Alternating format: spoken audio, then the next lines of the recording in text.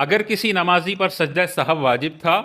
اور وہ سلام پھیرنے کے بعد سجدہ سہو کرنے کے بجائے بھول کر دونوں سلام پھیر لیتا ہے، ویسے تو ایک سلام کے بعد سجدہ سہو کرنا ہوتا ہے، دو سجدے، پھر اتحیات پڑھے، پھر درود پڑھے، پھر دعا پڑھے، پھر سلام پھیر کر نماز سے باہر نکل جائے، لیکن اس نے ایک سلام پھیرا، دوسرا سلام پھیرا، دونوں سلام پھیر لیے اور سجدہ سہو بھول گیا، تو اب کیا ہوگا حکم؟ تو یاد رکھیے اگر اس نے دونوں سلام بھی پھیر دیے ہیں تب بھی وہ ابھی نماز سے باہر نہیں نکلا ہے جب تک نماز کی بنا کے مخالف کوئی عمل نہ کر دے۔ تو مثال کے طور پہ اگر کسی نے دونوں سلام پھیر دیے اور ابھی تک نماز کی بنا کے منافی کوئی عمل اس نے نہیں کیا تو اب بھی یہ سجدہ سہو کر سکتا ہے۔ مثال کے طور پر اس نے دونوں سلام پھیرے اور ابھی تک اس نے مسجد سے خروج نہیں کیا،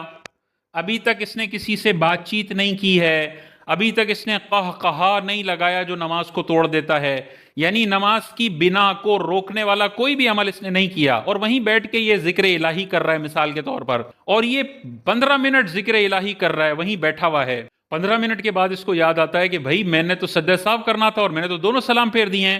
تو اب بھی چونکہ اس پورے 15 منٹ میں اس نے کوئی بھی نماز کی بنا کے منافی کوئی عمل نہیں کیا، تو اب بھی یہ سجدہ سہو کر سکتا ہے، سجدہ سہو کرے گا، دوبارہ تحیات پڑھے گا، درود پڑھے گا، دعا پڑھے گا اور سلام پھیر دے گا، یہ نماز اس کی بالکل ہو جائے گی۔ اور جیسے ہی یاد آئے فوراً سجدے میں چلا جائے، کیونکہ سلام تو یہ پہلے ہی پھیر چکا ہے، تو اب 2 سجدے کرے گا اور ڈائریکٹ اتحیات، درود اور دعا پڑھ کے نماز مکمل کر لے گا۔ اب اس پر نماز کا اعادہ نہیں ہے۔ لیکن اگر اس نے نماز کی بنا،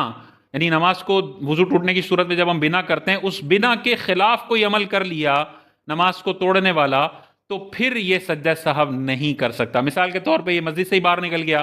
اس نے کسی سے بات چیت کر لی، اس نے قہقہا لگا دیا، یہ تو نماز کو توڑنے والی چیزیں ہیں، تو پھر اب سجدہ سہو نہیں کر سکتا۔ اب اس سجدہ سہو کو بھولنے کی وجہ سے یہ نماز واجب الاعادہ ہو جائے گی، اس نماز کو آئندہ زندگی میں دہرانا پڑے گا۔ تو خلاصہ کلام یہ ہے کہ اگر کسی بندے پر سجدہ سہو واجب ہو اور وہ دونوں سلام پھیر کر سجدہ سہو کرنا بھول جائے، تو ہم دیکھیں گے نماز کی بنا کے خلاف کوئی عمل اس نے کیا ہے یا وہیں بیٹھا ہوا ہے قبلہ رو اور ذکر الہی کر رہا ہے، تو 2 گھنٹے بھی وہیں بیٹھ کے ذکر الہی کرتا رہے،